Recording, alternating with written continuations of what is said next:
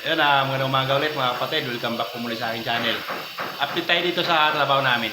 Tara, samahan niyo ako. Dumating na yung mga hamba. Tagal din namin nantay itong mga hamba. Ito yung sa main entrance.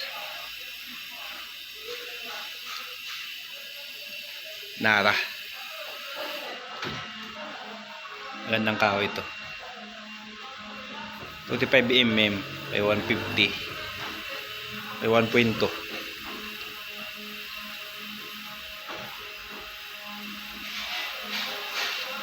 Halos kumpleto na to.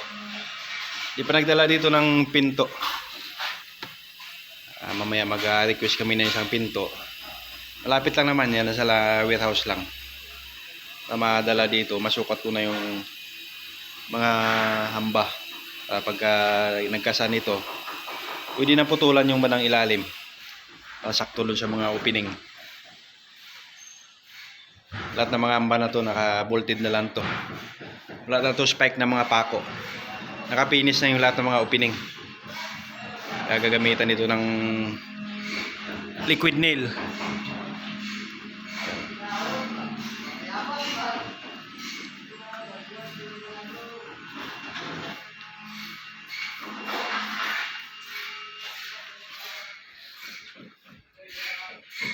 Halos naputi na rin lahat dito. Ito sa may area ng aircon, nagkaroon ng manhole dito. Naglagay na rin ng pilot light dyan para pagka nag-repair ng electrical, madali lang makita yung loob. Meron siyang ilaw dyan.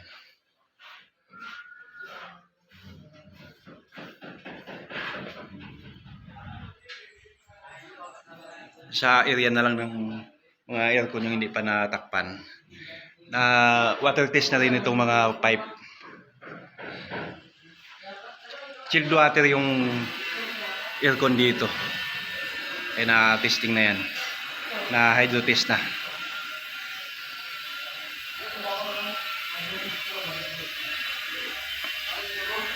Halos kompleto na rin yung tile dito. Ceiling na lang yung kurang dito.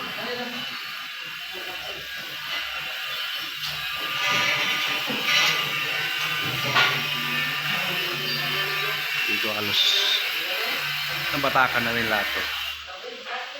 Lahat ng area ng aircon na lang na hindi natakpan.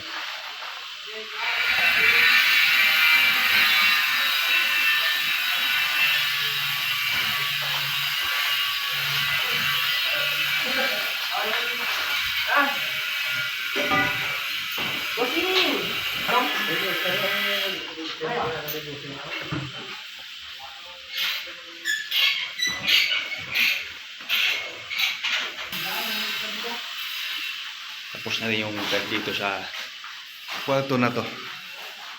Lagyan muna ng kapal para hindi magasgas yung tiles.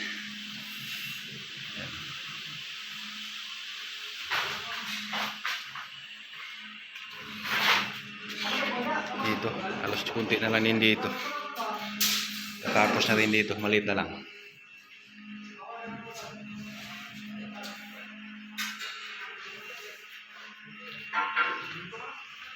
Dito. Layout na rin dito ang kabilang kwarto. Bali itong dalawang kwarto na lang hindi pa na tiles.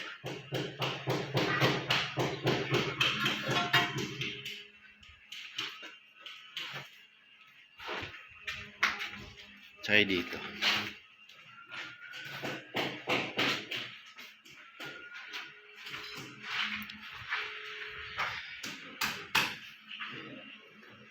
Tapos na rin yung walling nito. Yung 150 by 75.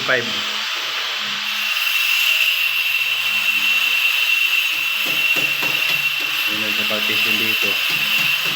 Dito sa may shower area, mayroon na rin. May partition na rin dito.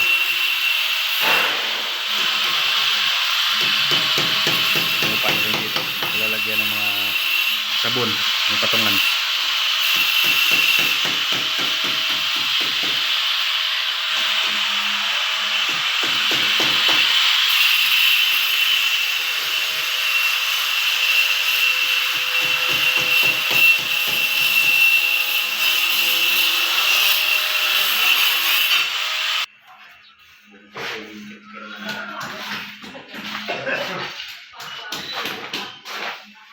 nalagyan na rin framing itong dito sa may harapan.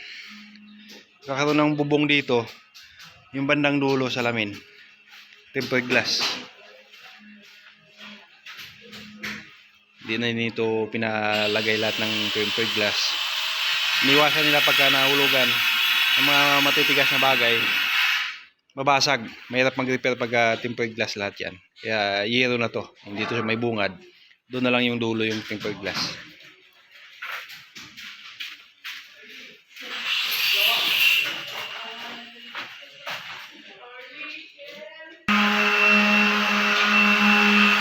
Lagyan na rin framing dito sa may pinaka ilalim ng hagdanan. Bali, fluted panel yung lalagay dito. Pintuan itong pinaka-storage dito sa ilalim ng hagdanan. Kasi itong area na to, yung walang tiles, fluted panel din nilagay dito, pati dito.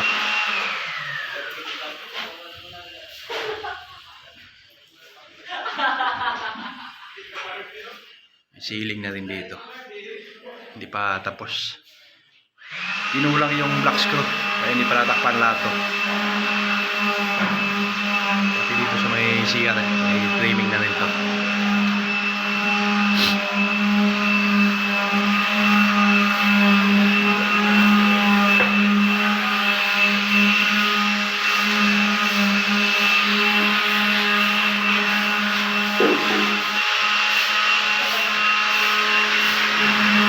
Itim na rin yung pinaka ceiling dito, yung steel deck.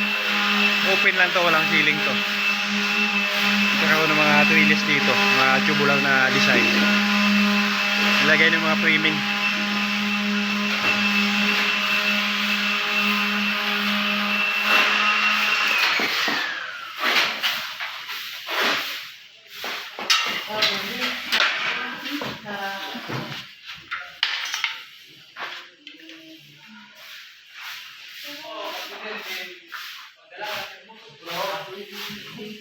Kalagay na rin dito yung decorative.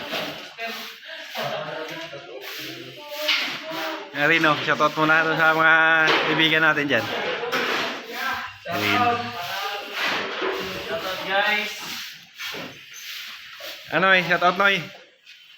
Shoutout. Noy.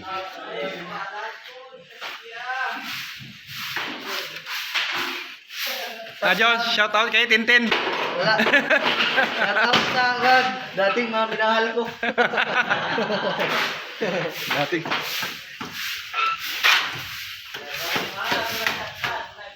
Digol, kanina mo mag-shoutout. Ha?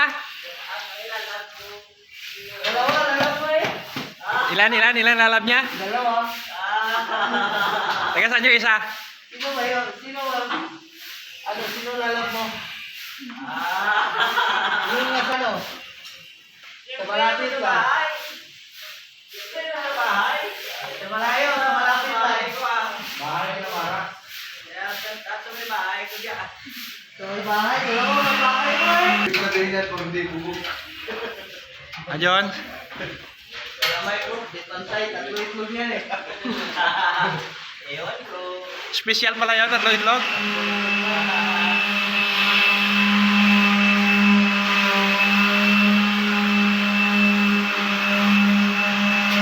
Ilang?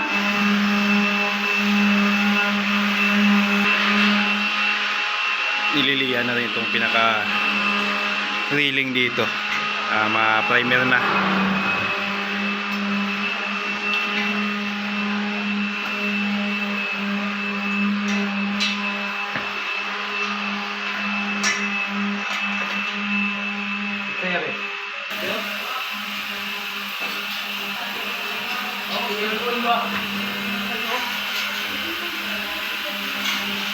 Kakalang buwan, dumating na rin yung mga planks dito. Gamitin ng mga step dito. Sabay-sabay na dumating yun. Hindi ko pa natanong sa may-ari kung nandyan na rin sa warehouse. Sabagay sa huli na yun, yung mga kahoy dito. Unahin mo na to, yung mga railing. Pinturahan to, mabugahan. Tapos pwede na rin ikabit dito yung mga steps.